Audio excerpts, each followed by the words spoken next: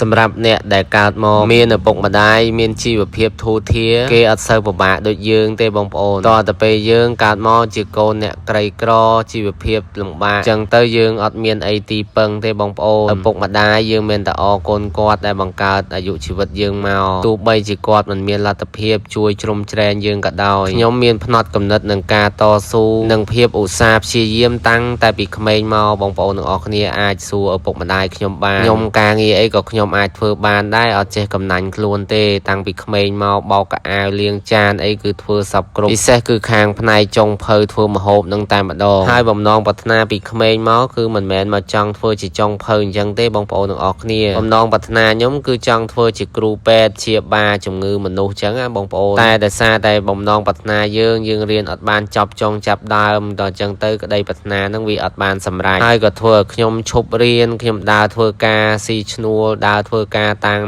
ហាងតាមអីអញ្ចឹងទៅនិយាយទៅបត់ពិសោធន៍ច្រើនដែរខាងផ្នែកម្ហូបមហាធ្វើចុងភៅអីហ្នឹងបងប្អូនទាំងអស់គ្នាកាលពីដើរធ្វើការឲ្យគេបំណងប្រាថ្នាថាបើមានលុយមានកាក់អីចឹងទៅចង់រកស៊ីខ្លួនឯងបើកហាងលក់ម្ហូបលក់អីអញ្ចឹងទៅតទៅពេលមកដល់សប្តាហ៍នេះគឺបានបើកមុខរបររកស៊ីខ្លួនឯងអញ្ចឹងបងប្អូនហើយអត់មានខ្ជិលជាអុយច្អូអីទេចេះតែរនឹកមុខម្ហូបធ្វើនេះធ្វើនោះនិយាយទៅអត់ឲ្យខ្លួនឯងទំនេរតែម្ដងបងប្អូនហើយមានពាក្យដាស់តឿនក្នុងចិត្តមួយតែងតែដាស់តឿនរហូតថាបើយើងខ្ជិលគឺយើងនឹងអត់ហើយសម័យនេះបើយើងអត់មានលុយគឺទឹកមាត់យើងរៀងសាបបន្តិចបងប្អូនអញ្ចឹងបានពាក្យដាស់តឿនទាំងអស់នេះហើយដែលធ្វើឲ្យខ្ញុំកាន់តែខំឡើងបងប្អូនទាំងអស់គ្នាអត់មានខ្ជិលជាអេសច្អូអីទេហើយផ្នត់កំណត់របស់ខ្ញុំតាំងពីដើមមកគឺខ្ញុំអត់ចង់ធ្វើការស៊ីឈ្នួលខ្ញុំគេទេបងប្អូនខ្ញុំតែងតែប្រាថ្នាថាបើពេលណាមួយខ្ញុំមានឱកាសខ្ញុំមានលុយខ្ញុំចង់រកស៊ីខ្លួនឯងតែម្ដងនិយាយទៅចូលចិត្តចង់រកស៊ីផ្ទាល់ខ្លួនអត់ចង់ធ្វើការឲ្យគេទេហើយសម្រាប់សមាជិកគ្រួសារខ្ញុំមិនតិចទេណាបងប្អូនទាំងអស់គ្នា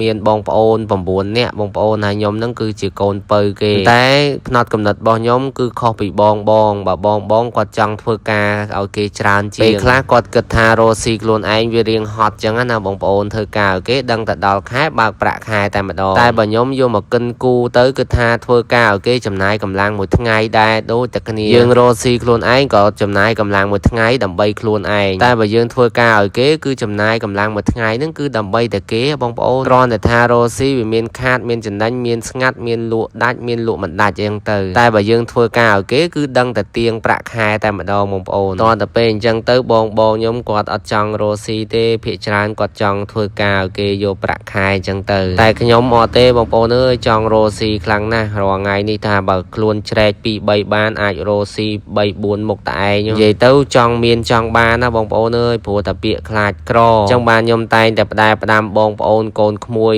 សាច់ខ្លួនឯងនឹងថាឲ្យខំតស៊ូចង់បានអ្វីមួយត្រូវប្រើពេលវេលាត្រូវការប្រើកម្លាំងត្រូវការសន្សំលុយទិញបានព្រោះរបស់ទាំងអស់ហ្នឹងមិនមែនបានមកដោយស្រួលដោយឯងទេបើយើងមិនខិតខំមិនប្រឹងប្រែងមិនខំសន្សំទុកដាក់លុយកាក់អីហ្នឹងគឺថាมันងាយបានទេហើយរាល់ថ្ងៃហ្នឹងធ្វើត្បិតតែតកែខ្លួនឯងមែនក៏ពិតបងប្អូនតែការងារអីគឺថាធ្វើទូទៅទាំងអស់រៀបចំទុកដាក់តាំងពីមុនបើកហាងតាំងពីពេលបិទហាងគឺថាលាងទុកដាក់សពគ្រប់ទាំងអស់បងប្អូនអស់គេថៅកែគេប្រើកូនចៅ